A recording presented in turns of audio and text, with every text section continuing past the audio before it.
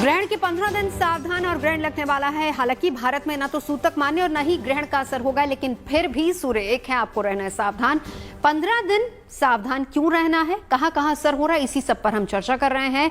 देश और दुनिया पर असर कितना होगा, स्थिति कैसी रहने वाली है, और साथ ही साथ क्योंकि शारदीय नवरात्र की शुरुआत भी इस ग्रहण के तुरंत बाद होने वाली है, क्या करना है क्या नहीं करना है, सब कुछ आपको बता रहे हैं आपकी राशि के हिसाब से भी।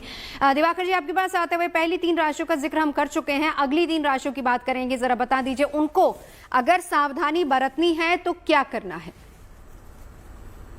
देखिए, कर्क की बात करें तो पहले तो राशिफल बताएं, फिर उपाय बता देंगे जी। आंतरिक शत्रुओं में वृद्धि हो रही है तो सावधानी बरतनी है।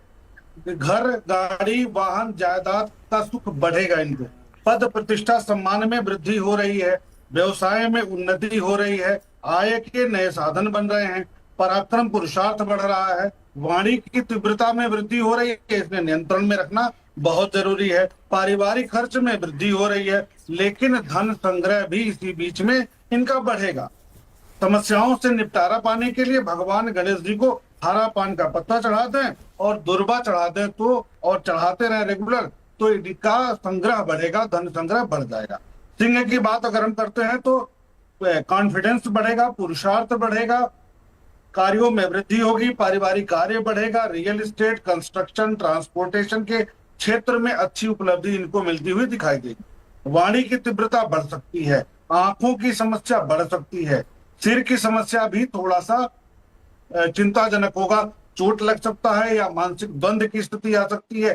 चिंता बढ़ सकता है। पारिवारिक खर्च में वृद्धि होता दिखाई दे रहा है। उपाय के तौर पर 5 सूखे नारियल बहते जल में शनिवार के दिन अगर प्रवाहित करते हैं तो इनको आराम मिलेगा, नकारात्मकता में कमी आएगी। कन्या की बात करेंगे तो सुख के संसाधनों में वृद्धि हो रही है। माता के स्वास्थ्य में सुधार हो रहा है। अचल संपत्ति का लाभ प्राप्त हो रहा है। वाहन से जुड़े कार्यों में लाभ होगा। रियल एस्टेट के क्षेत्र से जुड़े हैं तो विशेष लाभ होगा। वाणी की कटुता में वृद्धि होगी, इसलिए वाणी पर नियंत्रण जरूर रखें। पारिवारिक खर्च में अचानक वृद्धि हो जाएगी, चाहे वह स्वास्थ्य पर हो चाहे गृह निर्माण के क्षेत्र में हो। पेट की समस्या तनाव दे सकता है। मानसिक द्वंद्व से बचने के लिए गेहूं का दान अगर आप करते हैं तो आपके लिए बहुत अच्छा रहेगा, अच्छा परिणाम प्राप्त होगा। बिल्कुल, चलिए बाकी राशियों का जिक्र हम करेंगे। दिवाकर जी लौटूंगी। एक बार प्रतीक जी आपके पास आते हुए, देखिए सर्व पितृ अमावस्या, श्राद्ध का आखिरी दिन अमावस्या है, और आप ही लोग बताते हैं कि अगर पूरे श्राद्ध आपने कुछ नहीं किया, हमने अपने इस कार्यक्रम में भी बताया था, तो आप वो दिन एक ऐसा होता है जब आप अपने पितरों को प्रसन्न कर सकते हैं, उनका आशीर्वाद पा सकते हैं। लेकिन ये वही दिन है जब ग्रहण भी लग रहा है, और ग्रहण के दौरान क्या हम दान पुण्य या फिर इस तरह की पूजा कुछ कर सकते हैं? नहीं। तो ऐसे में इस दिन का लाभ फिर कैसे उठाया जाएगा? सिर्फ ये नहीं है कि आपने पूरे पितृ पक्ष में कुछ नहीं किया तो आज कर लीजिए।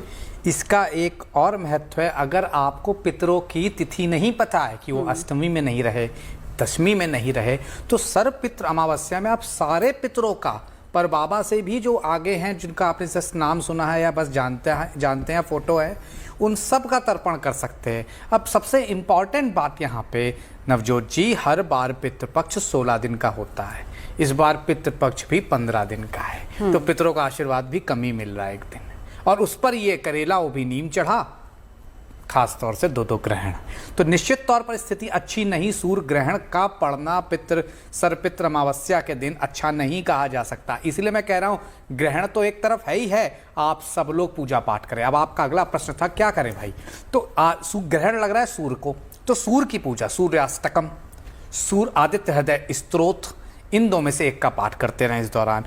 ये कुछ भी नहीं आता तो सूर्य के लिए सबसे अच्छी पूजा है गायत्री मंत्र का पाठ या ओम घृणी सूर्याय नमः, इन मंत्रों का पाठ करें। सूर्य से संबंधित चीज़ों का दान करें ग्रहण के खत्म होने के बाद, नवरात्र के पहले दिन।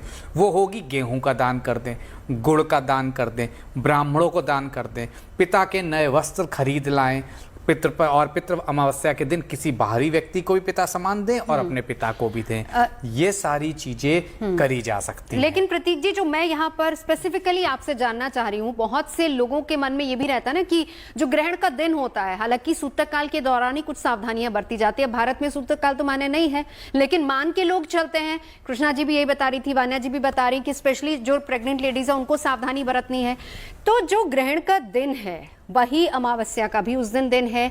क्या श्राद्ध पूरे दिन किया जा सकता है या उसका कोई स्पेसिफिक टाइम होगा जिस दिन करना है, जो समय पर पूजा करना है? पाठ में जो प्रतिबंध लगते हैं जब सूतक के नियम मान्य होते हैं। श्राद्ध पूरे दिन ऑस्ट्रेलिया में जो मेरे भारतीय मुझे देख रहे हैं, न्यूजीलैंड में मुझे देख रहे हैं, वो नहीं कर सकते। जहां सूतक काल लगेगा उसके बाद नहीं कर सकते, उसके पहले करना आपको श्राद्ध पक्ष का दान। लेकिन भारत में जब सूतक काल ही मान्य नहीं है, पूरे दिन कर सकते हैं। और निश्चित तौर पर ओम नमो भगवते वासुदेवाय, जिनकी कुंडली में भी पितृदोष है, ये मंत्र सर्वश्रेष्ठ है। और आज का खास तौर से जो ये इस बार का पड़ रहा है ग्रहण, एक चीज नवजोत जी बहुत ध्यान देने वाली है, उत्तरा फाल्गुनी नक्षत्र में पड़ रहा है। सूर्य का ही नक्षत्र है, हर तरह से सूर्य बर्बाद हो रहे हैं, सूर्य कमजोर हो रहे हैं। और उत्तरा फाल्गुनी नक्षत्र के मालिक होते हैं आर्यमन देवता।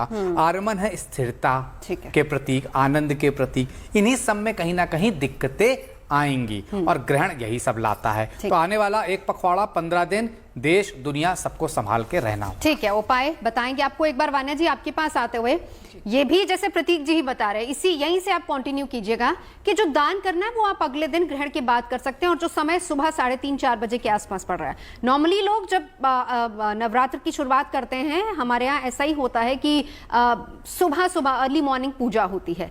तो अब वो दान पूजा के बाद करना है या पूजा से पहले करना है, ये भी बहुत कंफ्यूजन की स्थिति है। जी, प्रतीक जी की बात को ही मैं एको करते हुए कि जहाँ पर जो है सूतक मान्य है वहाँ पर नियम अलग हैं, जहाँ पर सूतक नहीं है वहाँ पर नियम अलग हैं।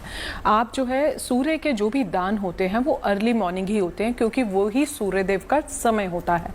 और ये जो ग्रहण है उत्तरा फाल्गुनी नक्षत्र, जो कि सूर्य का ही नक्षत्र है, तो आपको जो दान भी करने हैं, पहली बात तो वो सूर्य के ही दान करने हैं। दूसरी बात जो है आप होरा देख के जो है दान करें। तीसरी बात, जब सर्व पितृ अमावस्या का जो आप दान कर रहे हैं या फिर आप नेक्स्ट डे भी दान कर रहे हैं, तो आप 12 बजे से पहले जो है इस दान को कर लें, उसके बाद ना करें। कोशिश करें, सूर्य के दान जो होते हैं सुबह होते हैं। अब अगला सवाल कि दान करना क्या है, तो यहाँ पर आप लाल चंदन दान कर सकते हैं, आप लाल पुष्प दान कर सकते हैं, आप लाल वस्त्र दान कर सकते हैं, आप लाल मिठाई दान कर सकते हैं, गुड़ दान कर सकते हैं, तांबा दान कर सकते हैं, गेहूं दान कर सकते हैं, सतनाजा दान कर सकते हैं। ये सारे दान जो होते हैं, मसूर की दाल भी जो है आप यहाँ पर दान कर सकते हैं। और साथ में आपको सूर्य अष्टकम, सूर्य सहस्त्र नाम और जो है ये सारे सूर्य गायत्री मंत्र, पितृ गायत्री मंत्र और गायत्री मंत्र और माँ गायत्री की उपासना, क्योंकि सूर्यदेव के पहले घोड़े का नाम भी गायत्री ही था, तो उनकी आप उपासना करें। नमस्कार, मैं हूं मानक गुप्ता। अगर आपको हमारा ये वीडियो पसंद आया हो तो इसे लाइक और शेयर जरूर करें, और हाँ, हमें सब्सक्राइब और फॉलो करना ना भूलें, ताकि आप देश और दुनिया की कोई खबर मिस ना करें। तो जुड़े रहिए हमारे साथ और देखते रहिए।